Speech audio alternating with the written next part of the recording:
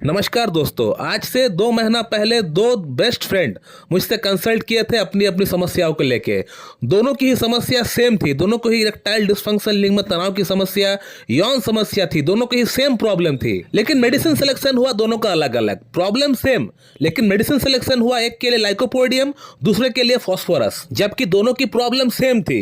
मैं आज इस वीडियो में यही बात आप लोगों को बोलने वाला हूं कि होम्योपैथिक मेडिसिन इंडिविजुअलाइजेशन थ्योरी पे काम करती है। यानी आपको और आपका फ्रेंड को या किसी और को सेम डिजीज ही क्यों ना हो, सेम रोग ही क्यों ना हो, लेकिन आपको जो मेडिसिन दिया जाएगा, आपका फ्रेंड को वही मेडिसिन दिया जाएगा कि नहीं, इस बात का कोई गारंटी नहीं है। क्योंकि दुनिया में हर एक इंसान अलग अलग पैदा होता है, अलग अलग उनका थॉट प्रोसेस होता है, अलग अलग वो इंसान होते हैं। चाहे क्यों ना जुड़वा भाई ही क्यों ना हो, जो 5 मिनट पहले पैदा हुआ हो उसका और जो 5 मिनट बाद पैदा होता है वो भी अलग होता है। और यही बात मैं आज से 3 साल से मैं समझा रहा हूं लोगों को कि होम्योपैथी में रोगी के रोग के नाम पर कोई मेडिसिन अवेलेबल नहीं होता है। लेकिन आज भी मुझे लोग मैसेज करते हैं कि डॉक्टर साहब मुझे ये प्रॉब्लम है, इसके लिए कोई एक मेडिसिन बता दीजिए। और यही बात मैं आज आप लोगों को प्रूफ के साथ बताऊंगा कि दोनों ही दोस्त को सेम प्रॉब्लम थी, दोनों ही दोस्त को यौन समस्या थी।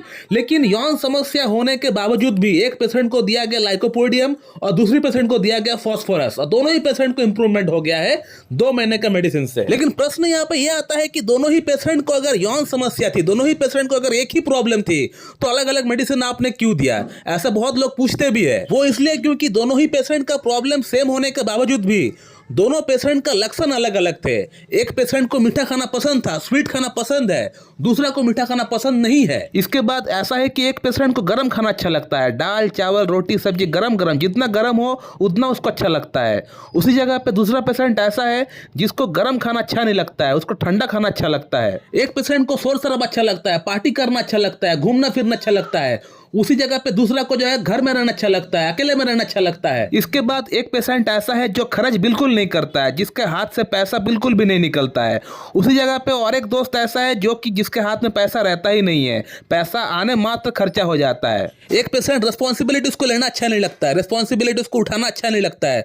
दूसरा को रिस्पॉन्सिबिलिटी लेना अच्छा लगता है, उसको उठाना भी अच्छा लगता है। दोनों ही फ्रेंड का फिजिकल स्ट्रक्चर अलग है। एक तो एकदम लंबा चौड़ा लीन थीन स्टूप शोल्डर है, और दूसरा वाले फ्रेंड का हाइट उससे थोड़ा कम जरूर है और बॉडी में उसका फैट का डिपोजिशन थोड़ा ज्यादा है, थाई और लेग का रीजन में। एक पेशेंट को अंधेरे से बहुत डर लगता है, दूसरी वाली को अंधेरे से कोई डर नहीं है, अब उसको कहीं भी उसको बोलो जाने के लिए चला जाएगा। यहाँ पे कॉमन बात दोनों में ये था कि दोनों का फैमिली हिस्ट्री में लिवर ट्रबल पाया गया था। दोनों का फैमिली हिस्ट्री में लिवर ट्रबल है, लेकिन यहाँ पे एक फ्रेंड का फैमिली हिस्ट्री में लिवर कैंसर बहुत सारा देखा गया है और एक फ्रेंड का फैमिली हिस्ट्री में लिवर ट्रबल जरूर था लेकिन कैंसर नहीं था।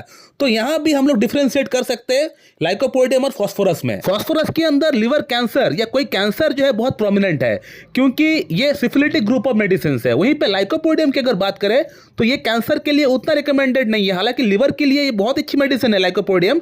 लेकिन कैंसर का बात जब आता है तो फॉस्फोरस वहां पे पहला फर्स्ट ग्रेड रेमेडी बन जाता है। और एक सिम्टम सिमिलैरिटी जो मुझे मिला इन दोनों पेशेंट के अंदर वो ये है कि ये दोनों ही पेशेंट के अंदर सोचने समझने की क्षमता बहुत अच्छा है, बहुत ही ब्रिलियंट पेशेंट है। और सच में लाइकोपोडियम और फॉस्फोरस बहुत ही ब्रिलियंट रेमेडी है ये दो। तो इन बातों से हम लोग बड़ी आसानी से डिफरेंशिएट कर सकते हैं कि एक पेशेंट को लाइकोपोडियम क्यों दिया गया और दूसरी वाली पेशेंट को फॉस्फोरस क्यों दिया गया। हम सब जानते हैं कि लाइकोपोडियम जो पेशेंट है इसको स्वीट खाना बहुत पसंद है, वहीं पे फॉस्फोरस जो पेशेंट है इसको स्वीट खाना बिल्कुल पसंद नहीं है। लाइकोपोडियम जो पेशेंट है इसको अकेला रहना अच्छा लगता है, सबके साथ घुल मिल के ज्यादा रहना उसको अच्छा नहीं लगता है।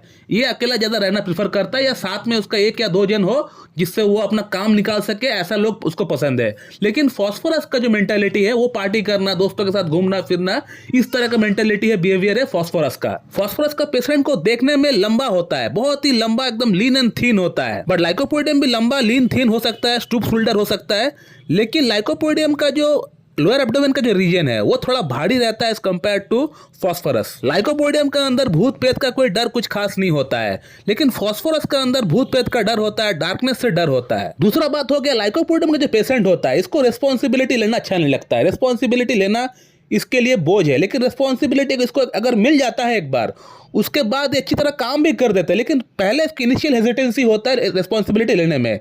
लेकिन फॉस्फोरस की अगर बात करें, इसको रिस्पॉन्सिबिलिटी इसको लेना अच्छा भी लगता है और वो काम करके भी वो दिखा देते हैं। लाइकोपोडियम का जो पेशेंट होता है ये थोड़ा खाना गरम गरम इसको अच्छा लगता है, दाल चावल रोटी सब्जी थोड़ा गरम गरम इसको अच्छा लगता है, और ज़्यादा ये खाने का सोचता जरूर है लेकिन ये खा नहीं पाता है।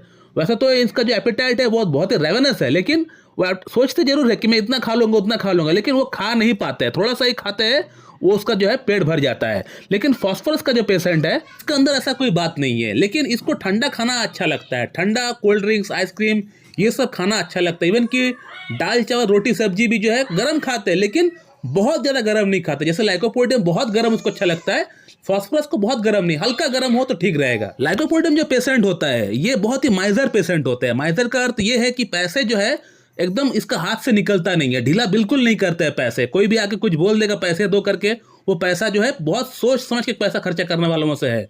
लेकिन फास्फोरस का जो पेशेंट होता है ये बिल्कुल भी नहीं सोचते हैं पैसा को ज़्यादा खर्च करने से पहले। इसका खर्च बहुत ज़्यादा हो जाता है, जो इनकम करते हैं इससे कई गुना ज़्यादा इसका खर्चा हो जाता है। एक बात मैंने बताया कि फास्फोरस की फैमिली बैकग्राउंड के अंदर कैंसर मिलता है, लिवर कैंसर बहुत प्रोमिनेंट है। वहीं पे लाइकोपोडियम के अंदर जो है कैंसर उतना प्रोमिनेंट नहीं है, लेकिन लिवर ट्रबल जरूर रहता है, फैटी लिवर रहता है, हेपेटाइटिस रहता है, लिवर से जुड़ी अलग अलग और समस्याएं देखने को जरूर मिलता है लाइकोपोडियम के अंदर। लेकिन कैंसर की अगर बात करें तो फास्फोरस में बहुत प्रोमिनेंट मिलता है, और इसीलिए दोनों पेशेंट को अलग अलग मेडिसिन दिया गया। जिसको फास्फोरस की दरकार थी उसको फास्फोरस दिया गया, जिसको लाइको की दरकार थी उसको लाइको दिया गया। और दोनों ही पेशेंट में 2 महीने के अंदर उनका अंदर काफी हद तक इंप्रूवमेंट हो चुका है, 60-70% दोनों के अंदर ही इंप्रूवमेंट आ चुका है।